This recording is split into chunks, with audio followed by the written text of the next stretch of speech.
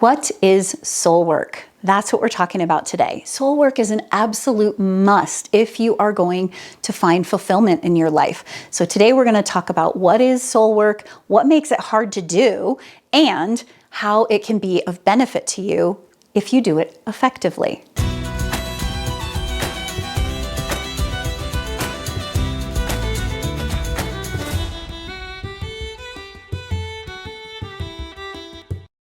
Welcome, I'm Kim Marie, and this channel is all about supporting women to be their most empowered self so they can live their most fulfilling life. We hear the term soul work tossed around a lot, but what exactly is soul work?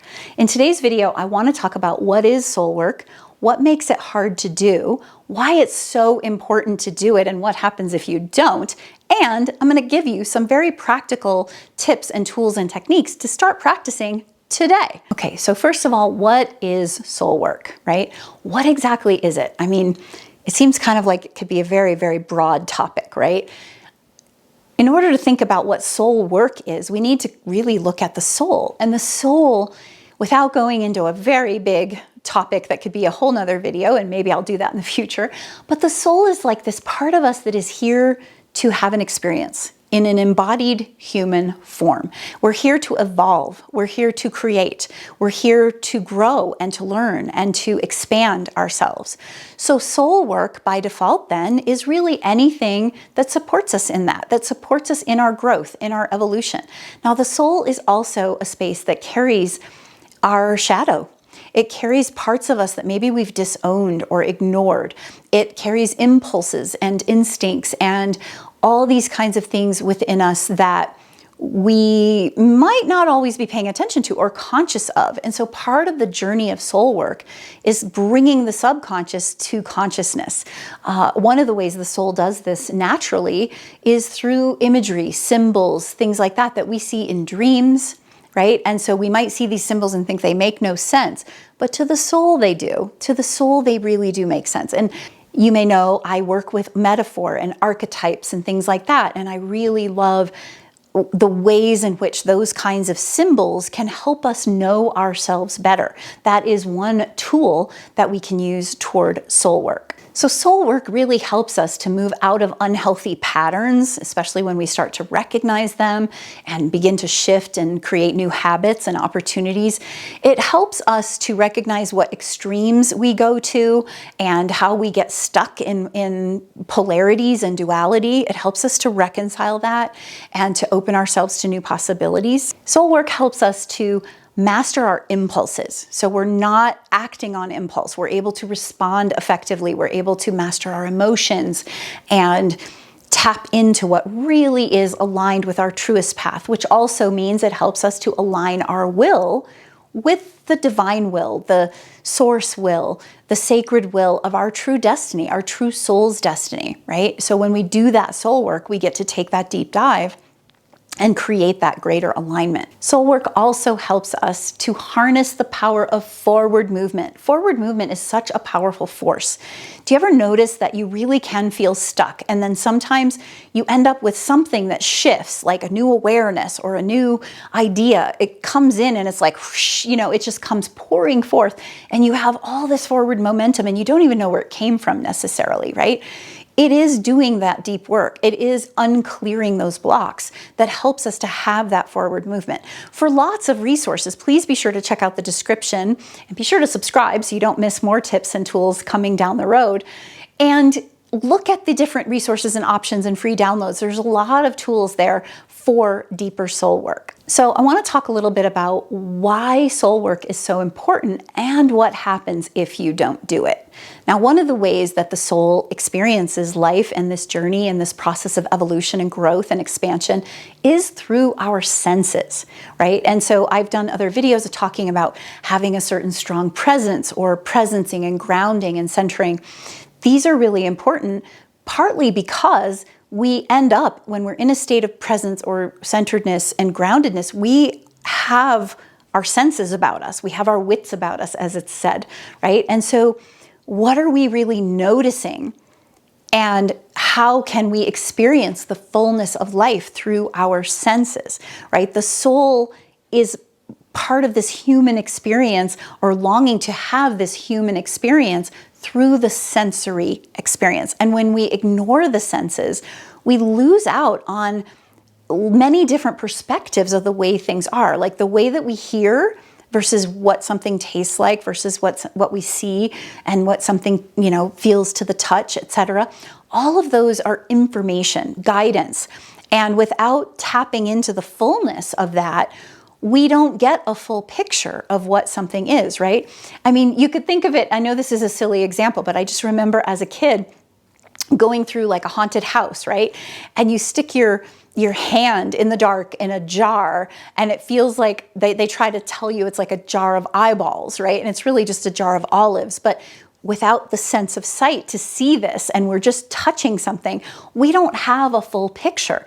And so soul work helps us tap into that. That's why true soul work is really looking at the full holistic picture of our being, right? What are our thoughts? What are our emotions? And what are our sensory experiences, physically speaking? The other thing is, I mentioned that the soul is longing to evolve, to create, to have meaning, to grow, to expand, right? So if we don't do the soul work that helps us to evaluate and understand our habits and patterns, and we end up staying stuck in certain things that maybe aren't so good for us or don't allow us to have the experiences we came here to experience in this human existence, then we really are hindering our soul. So we need to do that soul work, or we will remain stuck. We won't go there. Now, I've heard people talk about the idea that, well, but what if I'm just happy and content and this is fine for my life? I don't need to experience anything else. I think there can be some truth to that, but you'll see, and I have a free download called My Balance and Empowerment Cards, and there are these various virtues that we look at. And one of the ideas is that contentment can become a sense of equanimity, a power of equanimity. But too much contentment is complacency, okay?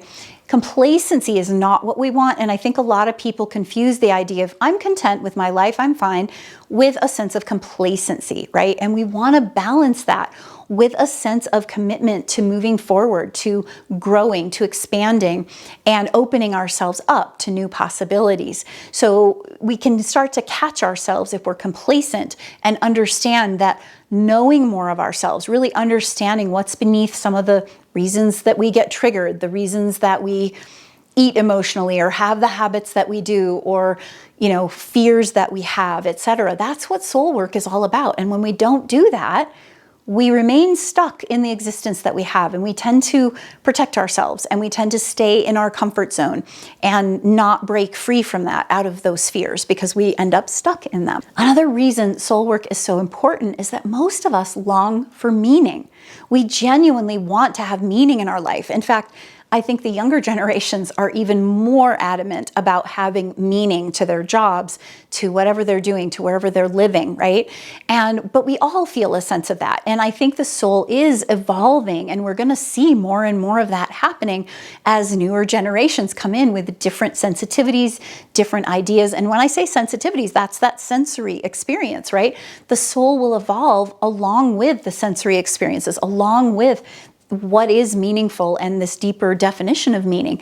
And so soul work is important for us to find meaning, to understand what are our values, what are we doing and why, and how can we shift things so that it feels like we're making an impact or making a difference or showing up in this life in the way that we feel, is resonant for us. Like we're not just sitting back watching life pass us by. Another thing that's super important is the idea that soul work takes a lot of time to do.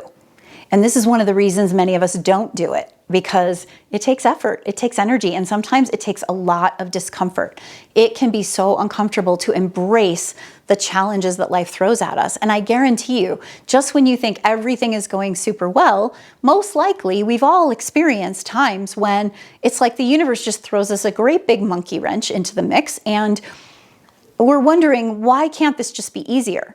But out of those monkey wrenches, out of those challenges that we're thrown, something happens, something magical happens. We begin to grow and evolve and see things differently, and we become a stronger, more expanded person. That is the growth that begins to happen. So what exactly makes soul work so difficult? Why is it so hard? Why is it so challenging? It's also very challenging to challenge the status quo, very uncomfortable to challenge the status quo. And I encourage you to take a look at my discomfort playlist, because on that discomfort playlist, I have lots of different topics around this idea of learning to grow more comfortable with discomfort. It's part of what we have to do. We are not going to get out of this lifetime without experiencing a certain amount of pain.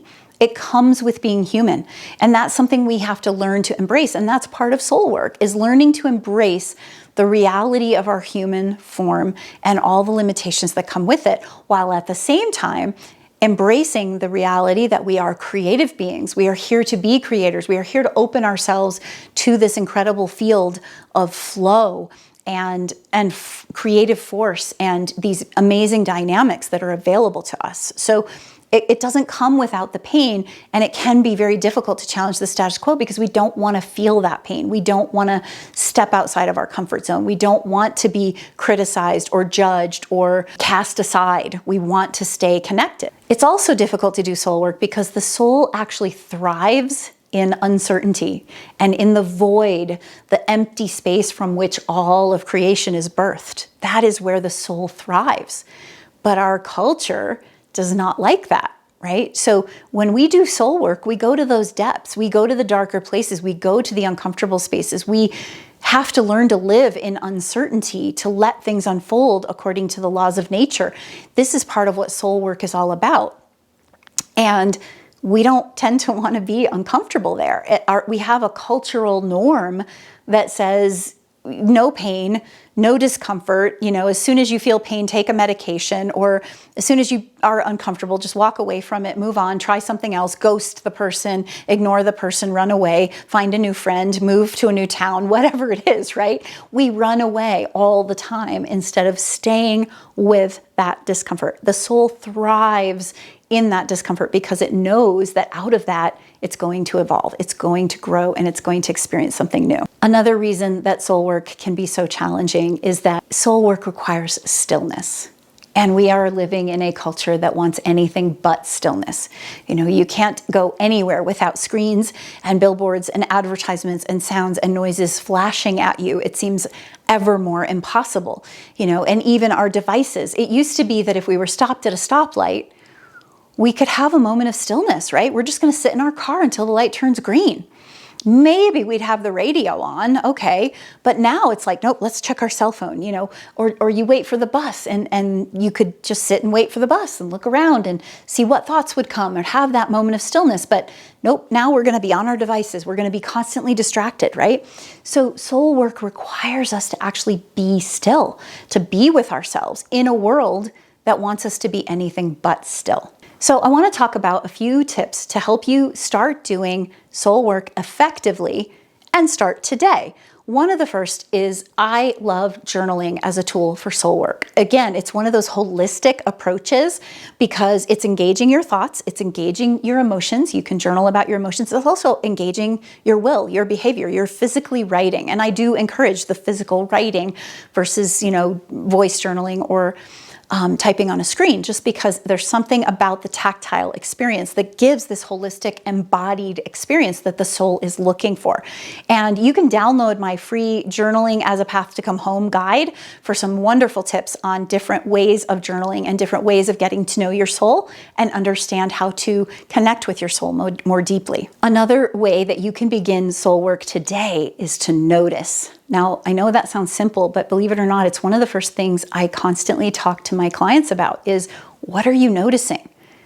Notice what triggers you. Notice what emotions come up. Notice the things, the memories that show up. All of these pieces are aspects of soul work. Notice your dreams, right? Notice your sympathies and antipathies, the ways that you do or don't really want to do things.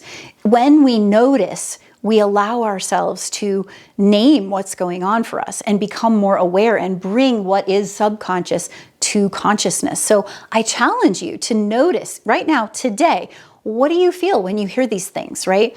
Notice any angst that comes up today, or notice any emotion that gets triggered and what triggers it. The more that we pay attention to these pieces, the more we're on that path and that journey of deep soul work. Another piece, as I mentioned, that you can begin practicing today is sensory awareness, right? What if you were to eat your food slowly, really tasting every bite and feeling it, feeling the texture, smelling it, noticing all of it, feeling into the space around you, who's sitting at the table with you. Have a sensory experience, like ground yourself, feel the weight of your body sitting in the dining chair, your feet on the ground. Really have a sensory experience with your meal. Believe it or not, that brings you into your body. And a lot of people don't realize how uncomfortable they are actually being in their body, how uncomfortable it is. We eat unconsciously, we do all kinds of activities unconsciously. When we presence ourselves and have that sensory experience, we're allowing ourselves to connect the fullness of human experience with the fullness of our soul, right? And that is deep soul work. The other thing I encourage you to do is remember there's nothing wrong with you. Soul work is not about fixing you. It's not about thinking there's something that is wrong or that is not okay about you. It really is more about just getting to know more of you. So this is why the noticing and the sensory experience and the different tools. I love to look at things from many different perspectives. So I strongly encourage you to look at the resources. I've got so many, both free and paid resources that you can check out in the description. Be sure to take a look at those, because there is something magical that happens when we are willing to do this soul work, when we understand what is soul work, what is it that we can do to know ourselves better, to deepen into who we are, to explore the expansive potential of our empowered self. I'll see you next time.